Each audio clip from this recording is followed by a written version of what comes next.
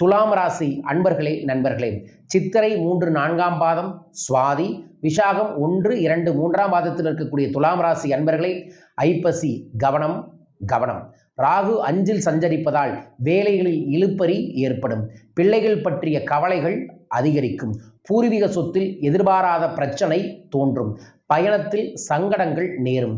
11இல் கேது சஞ்சரிப்பதால் சங்கடங்கள் எல்லாம் விலகும். வரவேண்டிய பணம் வரும். முன்னேற்றம் அடையக்கூடிய சூழல்கள் நிச்சயமாக உண்டு. பதவி உயர்வு ஏற்படும். குடும்பத்தில் ஒற்றுமை அதிகரிக்கும்.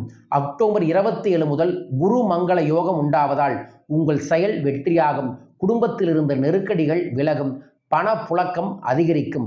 முதலீட்டில் இருந்து வந்த பணம் இரட்டிப்பாகும். பாக்யாதிபதி புதனின் சஞ்சாரம் வெளியூர் பயணத்தை ஏற்படுத்தும். அலுவலர் வேலையில் காரணமாக வீட்டை விட்டு வெளியே தங்க நேரும். ஜீவனஸ்தானத்தில் குரு சஞ்சரிப்பு. வேலையில் கவனமாக இருப்பது நல்லது. பணியாளர்கள் அலட்சியத்திற்கு இடம் கொடுக்க வேண்டாம். நெருக்கடிகள் ஏற்பட்டு தீர்வுகள் கிடைக்கும். நீங்கள் கவனமாக இருக்க வேண்டிய நாட்கள் நவம்பர் 6 7 8. உங்களுக்குரிய அதிர்ஷ்டகரமான நாட்கள் அக்டோபர் 24 27 நவம்பர் 15. அங்காள பரமேஸ்வரியை வழிபாடுகளை செய்யுங்கள்.